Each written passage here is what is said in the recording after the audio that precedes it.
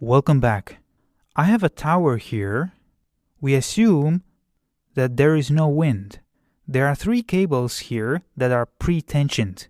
The tension force in the cable that connects the tip of the tower, D, and this point A, it's 400 newtons. Then the tension force in the cable that connects point D and this point C, that's 600 newtons. And then the tension force in the cable that connects D and this one, point B, that's 800 newtons. And so my XYZ coordinate frame is here, and the origin of this coordinate frame is right here, where this tower starts. I'm going to call this origin O, and so all these cables, they touch the ground on this XY plane. And here you can see where the points A, B, and C are located on the XY plane. And so now, our job is to find the magnitude of the resultant force from these three forces in the point D. So we are analyzing this one, the tip of the tower. And then we also need to find the coordinate direction angles of this resultant force. And we have to find it with respect to this point D. So you have your point D, you have some kind of FR. This is the new coordinate frame whose origin is in point D. And then you have to find your alpha, beta, and gamma. So that's what we need to do. You almost have all the tools to solve this problem. But there is one more thing that I want to mention before I let you solve it by yourself. Do you remember the general unit vector U? And do you remember that your force vector could be written like this: the magnitude of the force vector times the general unit vector, and that gave you this expression here. And so to solve this problem, you obviously need U vectors for these three forces that you have here in the cables. You need to have a general unit vector in this direction from D, then in this direction from D, and then in this direction from D. It makes sense because, for example, if we take this force from D till C, 600 newtons, this 600 newtons, that's this one here. That's your magnitude. However, what you would like to have, you would like to have this one. In other words, you would like to have this form from point D. Remember, we have this new coordinate frame and this point here, that's D. Right now, this I vector here, it's this one here. Then this J vector here, it's this one here. And then this K vector here, it's this one here. And so you need this general unit vector for this force here so that you could go from 600 newtons, which is the magnitude of the force, to this format where your 600 newtons is decomposed into three components. And why do you want to do that? You want to do that because once you have decomposed these three forces into its X, Y, and Z components with respect to D, you can very easily add them up in 3 dimensions. Remember, when you work in 3D, when you want to add vectors, you should always decompose them into its I, J, and K components. And so here we took this force, 600 newtons, as an example, but the same logic applies here with 400 newtons and 800 newtons. So for each force, you have to generate this general unit vector. So how do you do that?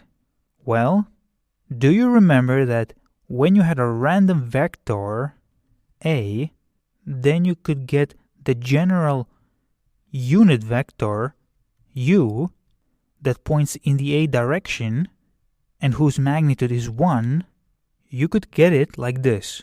U sub A vector equals AX over A times I, AY over A times J, plus AZ over A times k. This was the magnitude of your A vector. This was the x component. This is the y component. And this is the z component. It turns out that when you know the dimensions of your structure, then it's very easy to generate these general unit vectors. Suppose that you want to have a unit vector A with respect to D. So it's this one here. You go from point D to point A. And you want that because one of your forces goes from D to A. And you want this unit vector in the direction of that force vector. And so, first of all, I will simply have the position vector of this point D with respect to this main coordinate frame, with respect to this origin here. So my position vector D with respect to O, so with respect to this point here, or simply RD, well, that would be 0 times I plus 0 times j plus 24 times k meters. And you can see that this is the case because the length of the tower is 24 meters. And from the origin, it only goes up along the positive z-axis. And now I create another position vector with respect to this origin, RA with respect to O, or simply RA. Well, that's 15I plus 20j plus 0k meters. Again, it makes sense because point A is on the xy plane. It does not go up nor down along the z dimension. And now if I write RA minus RD, then I will get RA with respect to D.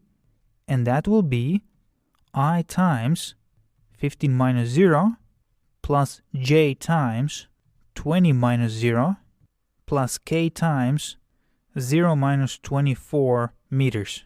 So RA with respect to D equals 15I plus 20j minus 24k meters. So remember, these i's here that we have, and these j's and these k's, they are these ones here. This is I, this is j, and this is k, because you're measuring those vectors with respect to O. But now this I and this j and this k, it's this one, I, j, and then k, with respect to this shifted coordinate frame, which is located here in point D. And so this RA with respect to D, it's this displacement vector here that goes from D till A. Just to make it clear, this is the tower. From the origin, this is position vector RD. This is point D here. This is point A here. This vector here, that's RA. And then this vector here, that's RA with respect to D. And now if you take the magnitude of RA with respect to D, which is 15 squared plus 20 squared plus 24 squared, which is 34.7 meters, then that gives you the length of this cable from D till A. That's very cool, but we don't actually need the length of this cable. We need a unit vector from point D in the direction of A. We need this one here. But now, we will use this formula. But instead of A vector, we have our displacement vector. And instead of magnitude of A, we have the magnitude of our displacement vector. And so I can write that U, A with respect to D, is this displacement vector, A with respect to D, divided the magnitude of this displacement vector. In other words, I have 15 over 34.7 times I plus 20 over 34.7 times j plus minus 24 over 34.7 times k. Now for each component, the magnitude is in meters and that component is in meters. That's for the I component, j component, and k component. So in the end, your units for this general unit vector will be meters over meters, which means that a unit vector is a dimensionless vector. And so now when you calculate the ratios of the components of this unit vector, then you will have UA with respect to D equals 0.432I plus 0.576J minus 0.692K. If you take the magnitude of UA with respect to D, you will get 1. And now you can use this unit vector to decompose this force of 400 newtons that goes from D till A. So the force A with respect to D is 400 newtons, but I can also write it down in this form.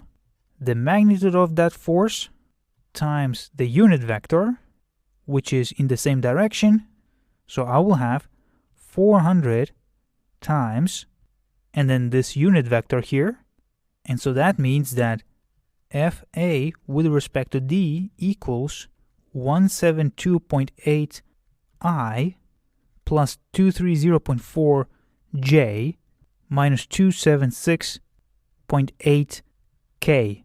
And that's already in newtons. And there you go. This is how you decompose a vector into its x, y, and z dimensions by taking advantage of the dimensions of your structure.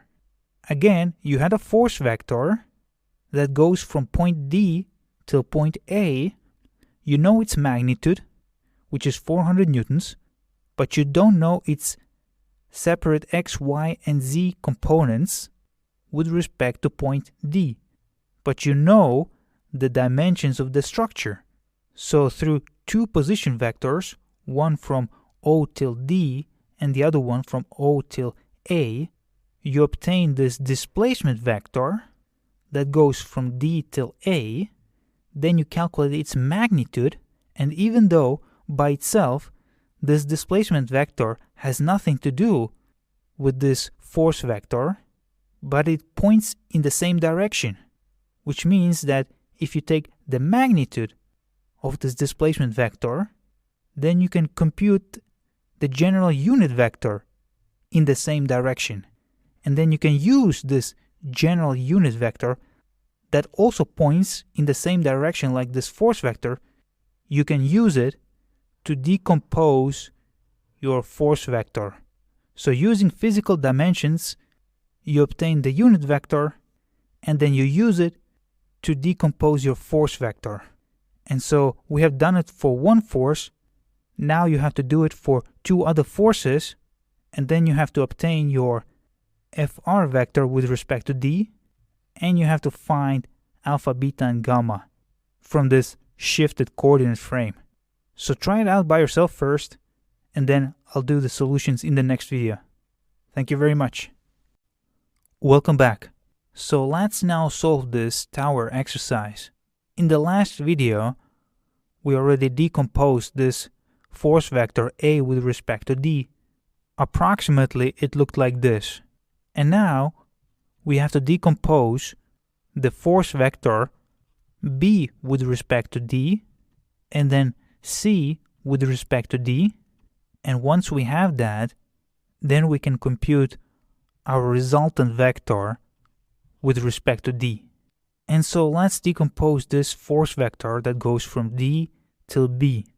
Again, I'm going to start with my position vector with respect to origin until the point D. That's 0 times I plus 0 times j plus 24 times k. Then I will obtain the position vector from the origin till point B. That's minus 6 times I plus 4 times j plus 0k. And in fact, in order to later decompose this force vector, c with respect to d, let me also obtain this position vector, rc, with respect to this origin.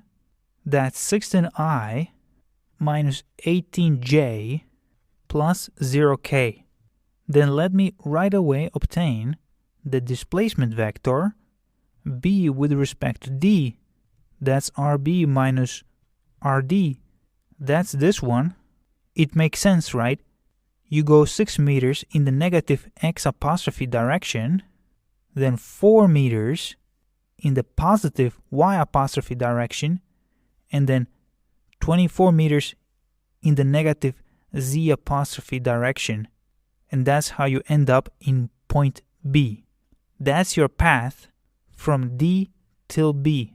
First of all, you go 6 meters in this direction, then 4 meters in this direction, and then 24 meters in this direction.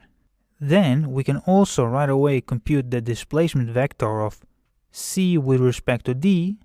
That's rc minus rd. It's 16i minus 18j minus 24k meters. Again, you go 16 meters in this direction, 18 meters in this direction, and 24 meters in this direction. First parallel to x apostrophe in the positive direction, then parallel to y apostrophe in the negative direction, and parallel to z apostrophe in the negative direction as well. Then the magnitude of rb with respect to d, that's 25.1 meters, and the magnitude of rc with respect to d, that's 34 meters. You just use the 3D Pythagoras theorem for that. This one is for RBD magnitude, and this one is for RCD magnitude.